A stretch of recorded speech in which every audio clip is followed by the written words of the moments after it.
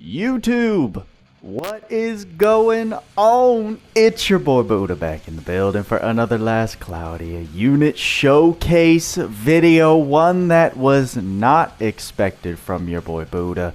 As you can see on my screen, we have the Divine Beast Lagrein on our account. If some of you saw, there was a community post I put out yesterday. Right as I was coming back from my hometown, I was able to single summon Lagrein, and with haste, I wanted to make sure to get out a character showcase video for him before we move on to the next update. So we sped run through a ton of grinding. I may have burned a few crystals, refreshing some stages in order to get him where I want for a unit showcase, but here we are. You can see the homie is ready to accept the unlocking ward status. Nice stats right there we're looking at. But thunder damage cap plus 100. We will take that. I just had the volume very, very high, so I apologize for anyone's ears who heard that. But it's turned down now. We have Lagrein's ward. And now to check out the unit summary and all of the information, let's head over to Lake's Units tool. See all the behind the scenes goody details on what Lagrein is bringing to the table. Just kidding. I've been a bit spoiled doing unit showcases on older units, which has given Lake time to actually input all the information, do the proper testing. Lagrein being so new, Lake is a busy man, right? This isn't his job, so we don't have Lagrein's details on Lake's units tools quite yet, so we're gonna be relying on in-game review just like we used to back in the olden days. So looking at Lagrein's unit summary, he is a god typing. Looking at the stat spread, we've got 8056 for HP, 248 for MP, 1375 for STR, 1163 for defense, 726 for INT, and 860 for MND. So the emphasis is obviously, I'd say, in HP, STR, a little bit over defense, but pretty easy to tell that this guy's going to be very, very attack-oriented, as if we already didn't know.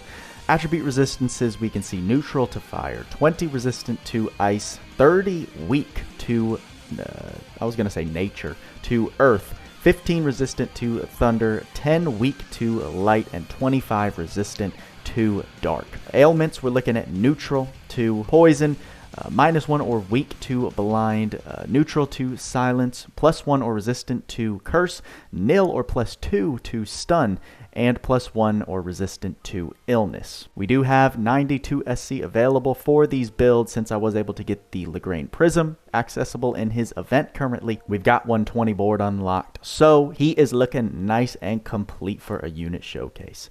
Looking at the abilities and their descriptions, we have the S1 Claws of Havoc, frontal long range thunder combo attack, goaded skill as we saw in the Power Creep podcast. S2 or God Howl, wide area thunder combo attack around the unit, very similar to Divine Beast Raise S2. And Abyss Impact, charge and deal a frontal wide area thunder combo attack that launches enemies into the air. Also similar, but very different, I would say, upon using it more than Divine Beast Raise S3. And the special Magnetarian powerful thunder combo attack to all enemies. Very, very nice, fun, and enjoyable skill to watch play out when you do use it. Moving into the traits, we have Divine Black Lightning. Thunder damage plus 40%, damage cap plus 5,000. During skill and special attacks, chance to deal thunder extra damage whenever taking 5% of unit's max HP, boost break, and thunder damage cap. Max break plus 300% and thunder damage cap plus 10,000. Boost doesn't reset after each wave. So you accumulate.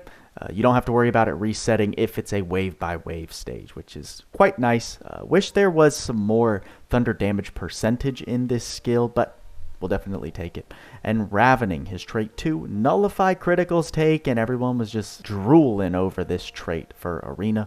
When unit has a debuff and or status ailment, damage taken minus 30%. So that's activated upon 1 infliction of debuff or status ailment.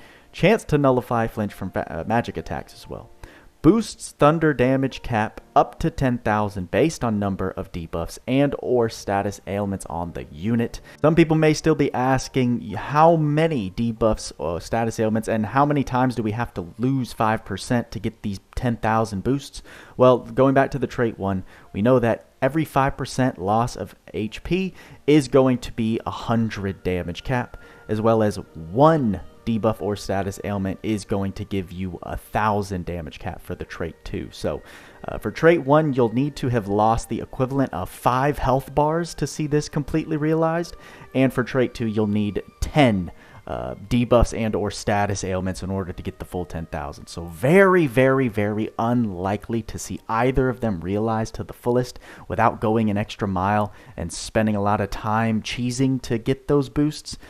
And also, just like, you never want to inhibit him that hard to get this amount of damage cap. Like, it's just, at some point, if you start giving yourself certain status ailments, it makes Lagrein damn near unrunnable. So it's just not a very good design, I would say. A very, very bittersweet way that they built him. He has a lot to talk about in a good way, but these traits, I just don't think they were well designed. I think they were a bit too restrictive in how to achieve these max boosts. If you could have got them easier, we would have been looking at a completely different unit. But it is what it is. We have what we have. Let's move on to the unlockable skills that Lagrein has in his kit. Starting at the top, looking at one of my favorite things about Lagrein, Divine Beast Anima, all enemies thunder and dark resistance -20. Of course, we've talked about how we haven't seen this since Shift Eliza, so wonderful that we're getting another double elemental decrease, one that's stackable on top of weak, on top of your circles, on top of other means that aren't animas. So just incredible, incredible resistance breaking right here. The passive skills, we start with the stat ups. He has innately HP up max, attack up max, fighting spirit 5, and critical up 3, which is great. Aim vitals, will take it. Proud Force, love to see that. Innate HP sustain off criticals. Divine Beast of Destruction, love this skill. Just giving that -20% damage from light and dark attacks, as well as no fainting for our boy Lagrein, regardless of how many times he gets hit. Auto Brave, Auto Critical, wonderful to have innately Auto Haste as well. Patience 2 is fine, we'll take it. Close to death defense 30%. Awaken, another great sustain skill that is a big SC save. Thunder Drive, given that damage modification with the attack raises here, we see 2 and 3 for damage cap. Thunder Critical Raise, will take that extra crit amount. Pose of Glory, some SCT sustain we have it built in his kit, which is wonderful. Beastly Banquet, another great skill, not quite Pirate's Feast, so a lot of time veteran players will still opt to run Pirate's Feast, even though you can get away with Beastly Banquet, Pose of Glory, and skill charges, things like that. Adversity, when inflicted with a status ailment, physical attack and special damage +20%, so synchronizes with the way he wants to get those debuffs to increase his cap in his trait 2.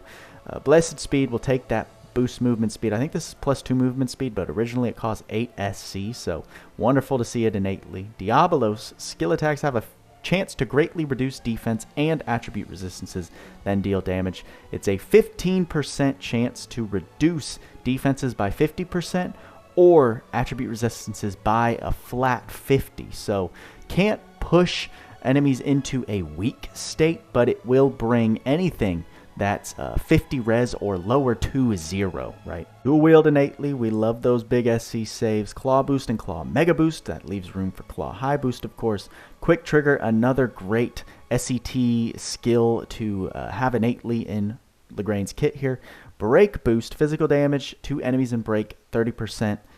And Destroyer, greatly boost break. Nice to see the additive break boost that you can't teach Lagrein. And spoiler alert, as we know, Lagrein is a substantial breaker. We'll definitely showcase that in this video, so love to see those additive breaks. Wings of Ruin, ice and thunder damage taken -20%. When taking thunder attacks, chance for next skills damage +20%, and damage cap +2000. Now this is extremely, extremely conditional. I mean, obviously, just ice and thunder damage taken minus 20% will be nice in the game generally, but this second part, I wouldn't rely on this damage boost or cap at all, right? It's very, very rarely you can single out a thunder-specific stage when you're thinking about the entirety of Last Cloudia. Blitz stance, draw more enemy attention, and STR plus 50% defense minus 25%. So getting a very, very significant STR boost, but at the cost of losing that defense and drawing some enemy attention towards him. God Divide, STR plus 10%, physical attack damage cap plus 1500 per living god type ally other than the unit. So when we run Lagrein in these stages coming up, I'm definitely going to be bringing God Mimicry on whatever units I have on the team. And then I'm the toughest around. Battle start if unit's STR is highest in party. Physical attack damage cap plus 3000. So adding this bit of competition in the team comp to have the highest STR. Because you'll definitely want that 3000 cap. Him having lower innate caps, because obviously it's hard to access the 20,000 cap that's available to him. The non-conditional caps that he has are pretty low in today's standards. So just any amount of cap you can get on Lagrein is going to be desirable. But that's going to do it for our boy Lagrein's kit.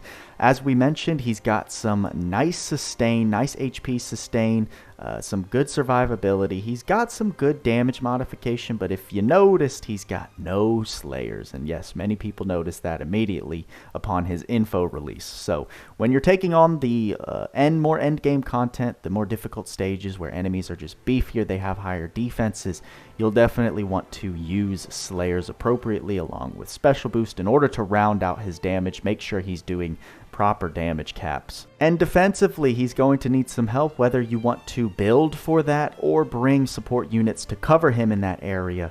And then, of course, you always have the option to go full break mode with him here. So we'll definitely be trying a couple different builds with our boy Lagrein in these battles. I'm excited to showcase what we can manage to pull off with him, because he does bring so much to the table. While I don't consider him extremely OP in any one area, he's kind of just like DB Ray was back 2 years ago when I first started. He's just extremely good, rounded out in a lot of different areas. So he's not going to need too much help, but any extra help that we give him wherever we want him to succeed is good, just going to make him look that much better. Great pull. I'm very excited that we added him to our account. And let's go ahead, put some builds on our boy Lagrein and show what he's capable of in today's Last Cloudia. Starting off, Chapter 6-9, Encroaching Dead. This looks a little different than our usual showcases. We've got dual screens right now. You can see Lagrein going ham on both of them. But look at the difference compared to the right screen where Lagrein is running solo, and then the left screen where we have him enabled in many different ways. Yes, we are running Tinkili and Sarah, so that's giving us a collective 5,500 damage cap. But I want you to pay attention. The 3 party members on the left also are giving the 1,500 damage cap and 10% strength each, because they are classified as god types. I did give Mimicry God to both Sarah and Tinkili on the left, but I mean, just look at the variation, right? The difference in performance and damage cap, it's pretty massive. I think in total, what is that coming out to? Just over 9,000 damage cap. It's a very, very nice look, I must say. I was very impressed when you do enable his damage cap that much more. But you do have to, work for it, as I said. And it also helps that we're running both support offensive units on the left side of the screen. So we didn't see much of his trait 1 activate in this battle, because you're not going to see his 10,000 damage cap realized. These fights are too quick, right? Even though we're running Berserker, which I think synchronizes incredibly well with Ray, you need to lose 5 health bars in order to realize that full 10,000. So we see the damage cap go up maybe by a few hundred, maybe some hundred, but nothing too crazy. The match is over. You don't need that crazy, insane meta power in story like you used to back in the day, right? The units nowadays, no matter if they're super meta or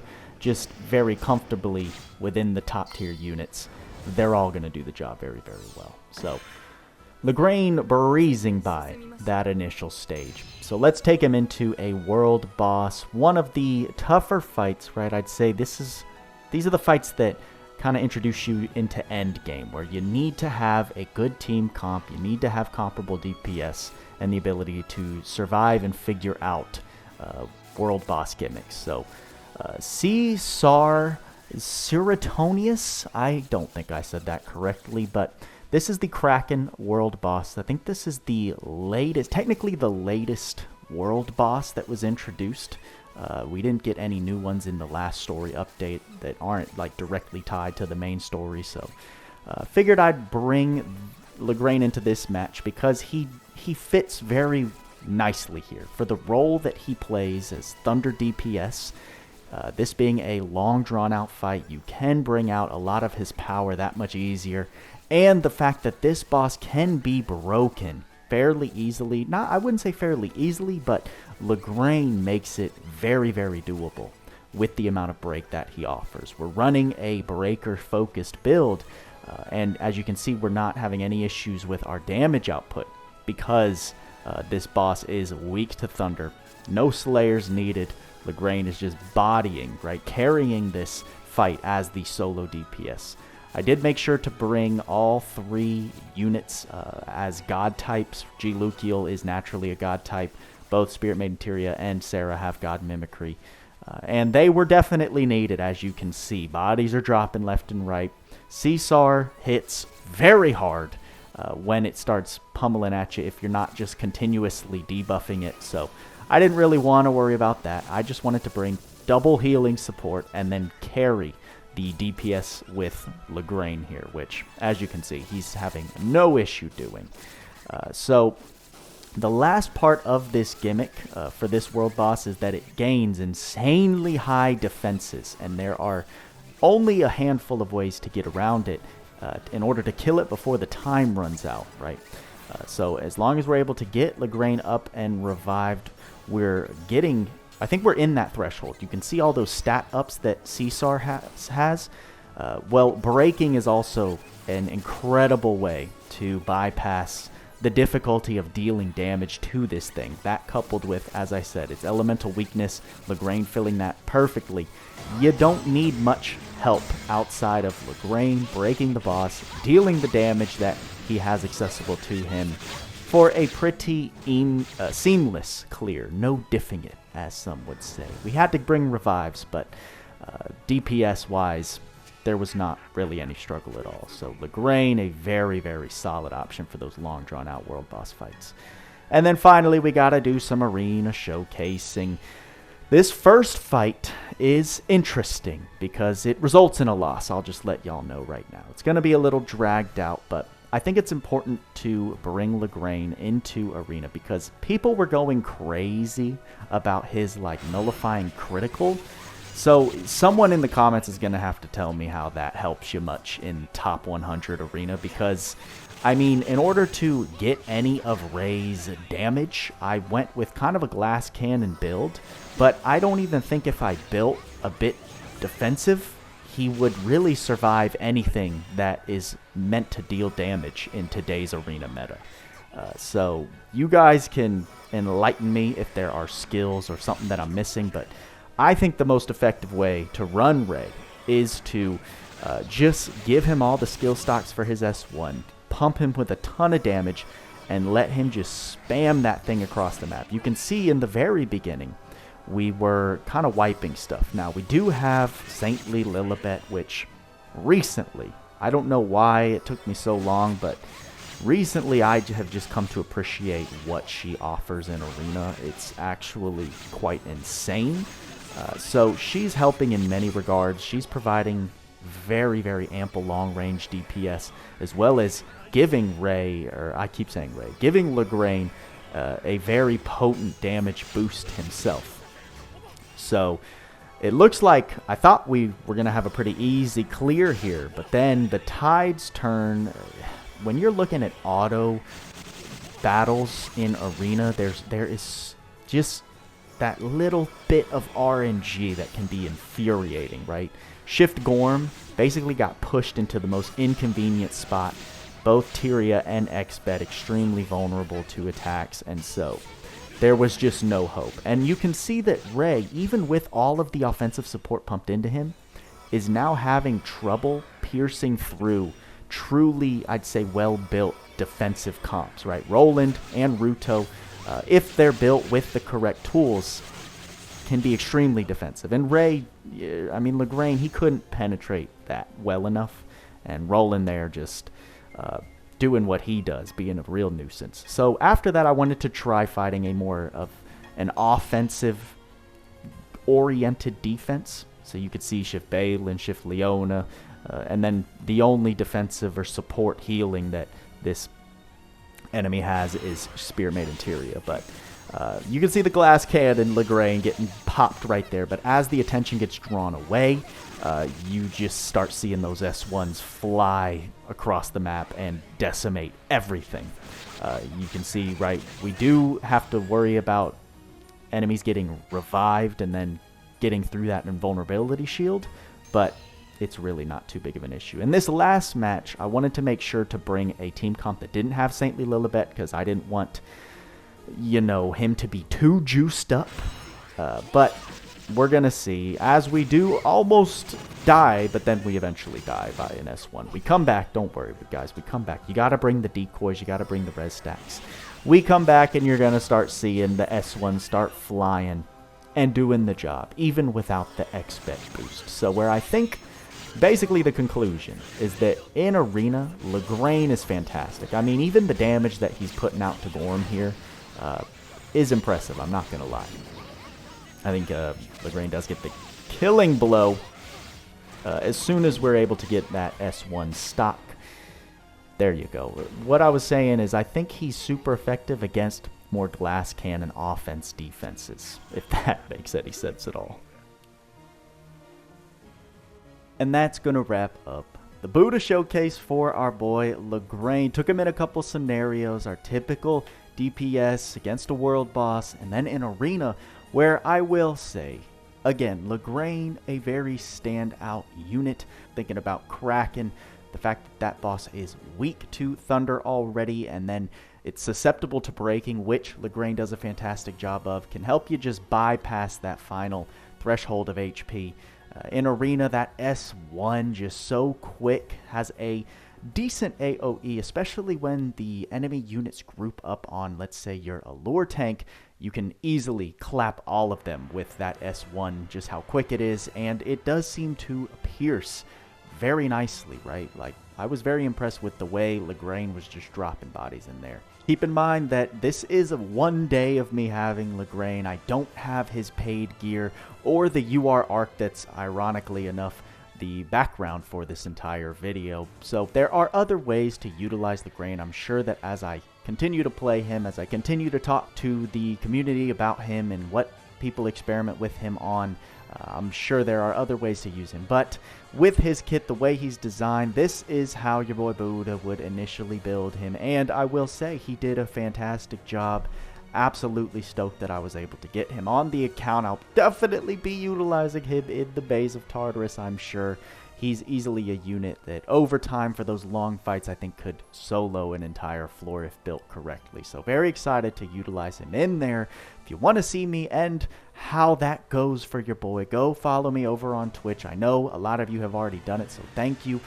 We're getting close to that 1,000 follower mark, so it'd be awesome to build that community with you guys already over here. I'm going to be doing a lot of other variety gaming.